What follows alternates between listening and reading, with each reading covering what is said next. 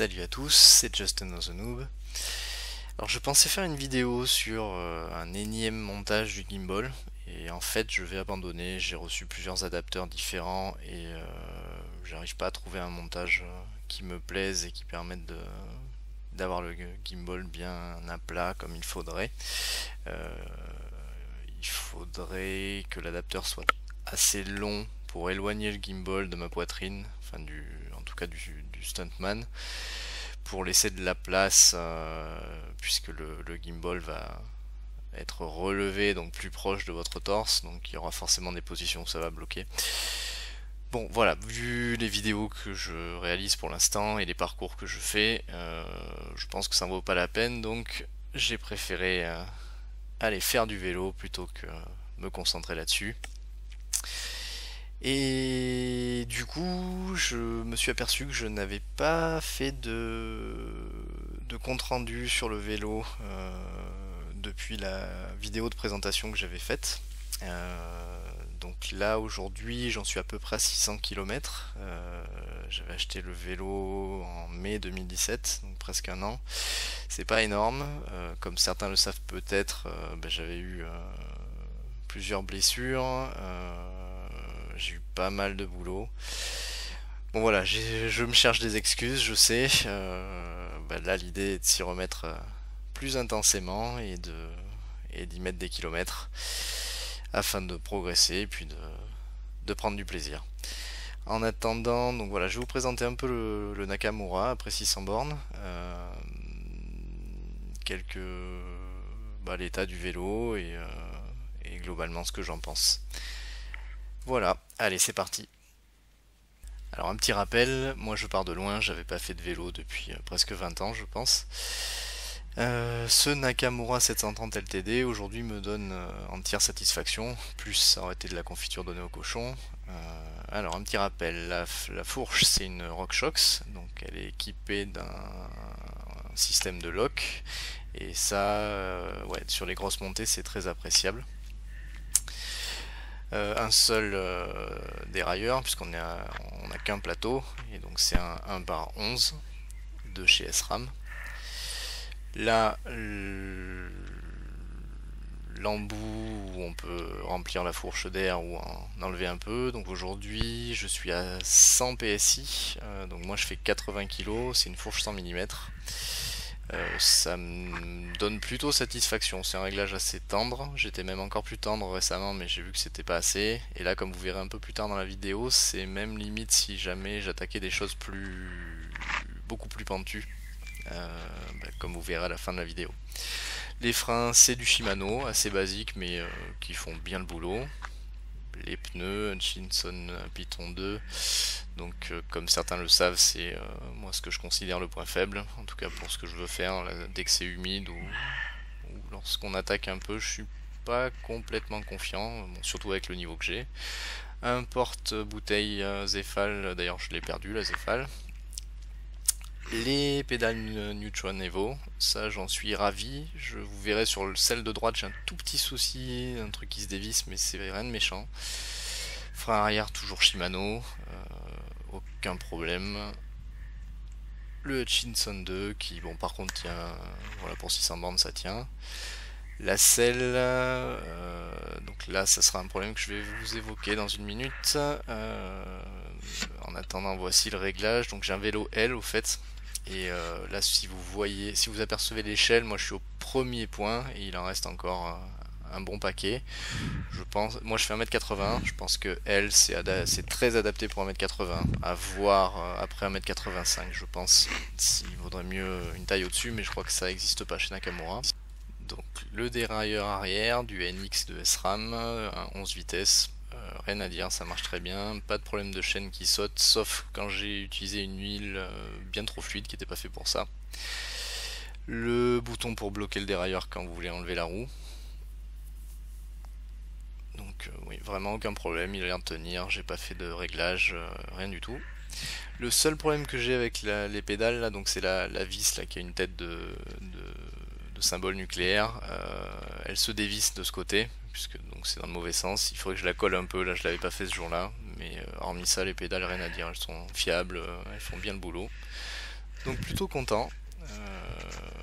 Le vélo résiste bien, il me permet de faire pas mal de choses, alors que ouais, bah, vous voyez, j'aime bien les descentes, j'aime bien commencer à prendre les sauts, ça fait bien le job.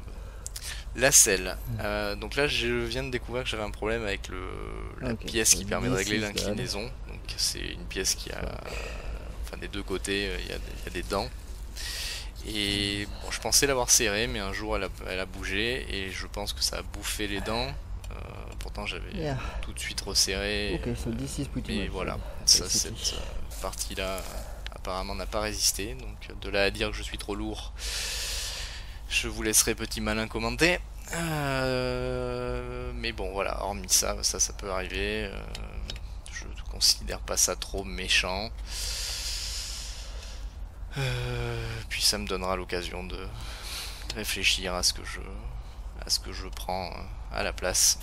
Pour l'instant j'ai resserré, donc vous verrez un peu plus tard dans la vidéo, elle a rebougé une fois.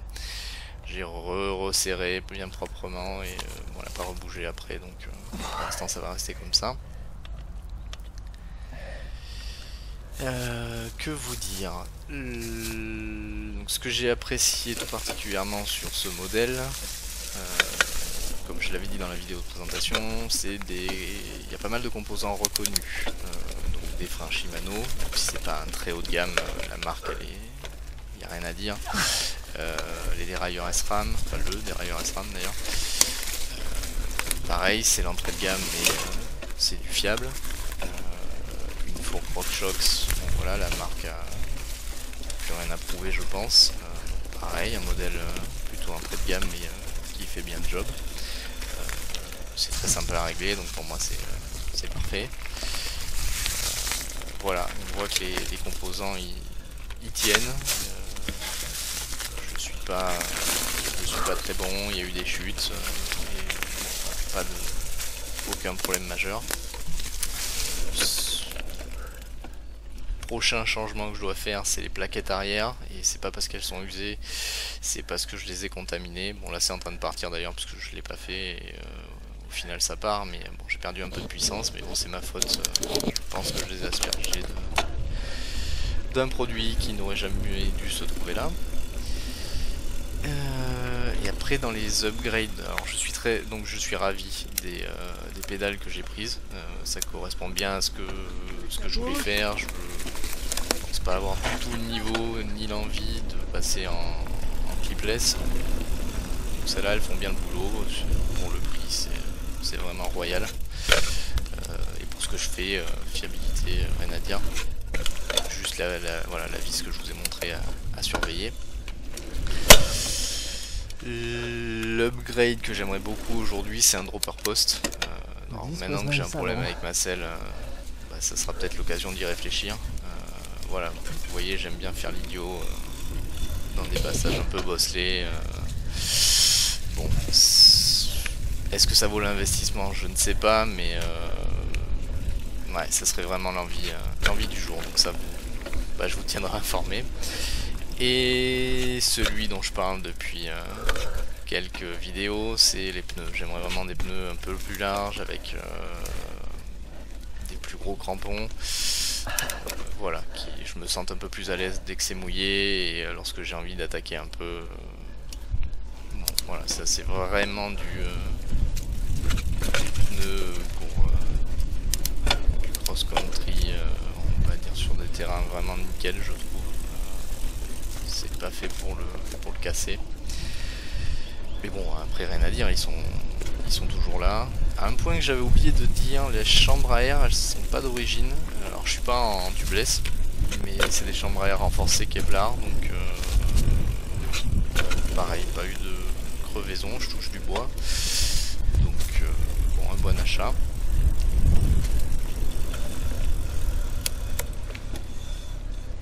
Autant vous le dire tout de suite, lui je l'ai détesté. Bon, j'ai assez parlé je pense. Place au vélo. Ah, t'es tranquille, ouais.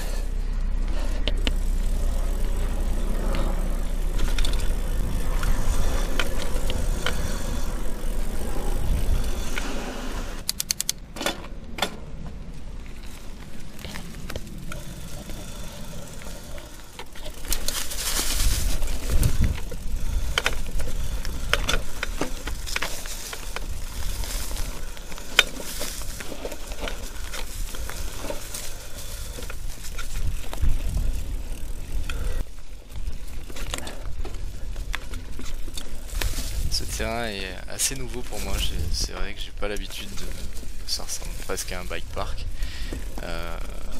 Vraiment envie de persister, c'est un bon entraînement et puis en plus c'est fun quand on commence à avoir compris. Ouais, j'y reviendrai à cet endroit.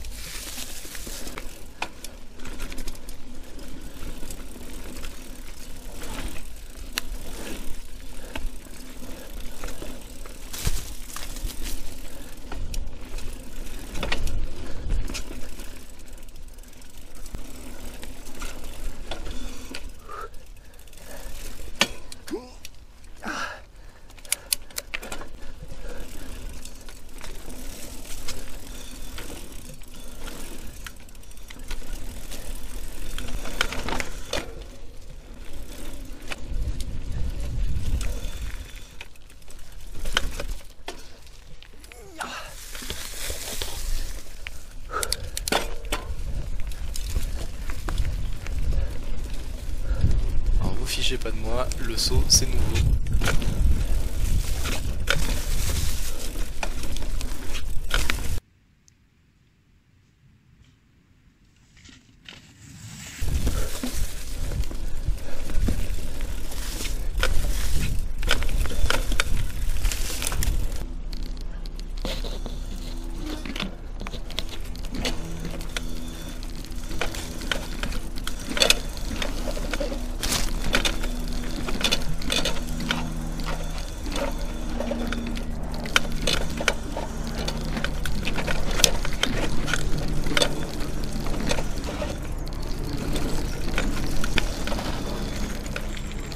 Évidemment la GoPro lui rend pas justice, mais ça c'était bien raide, en tout cas pour moi. J'ai appris deux choses là, c'est que déjà il va falloir que je muscle mes bras parce que j'étais, bon déjà j'étais tendu mais un peu, ouais, je me sentais un peu fragile. Et ensuite on le voit peut-être sur la vidéo de la fourche, mais je pense que sans PSI c'est pas assez pour des descentes comme ça. Elle est presque embutée, donc si jamais je faisais plus de descentes comme ça, faudrait que sûrement que j'augmente la pression. Voilà, ça sera tout pour aujourd'hui. Donc c'était un bike check très rapide. N'hésitez pas à me dire si vous voulez plus de détails. En attendant, je vous laisse avec ces charmants animaux là dans la ferme au parc de Saint-Cloud. Et je vous dis à très bientôt pour une nouvelle vidéo. Allez, à ciao, bye bye.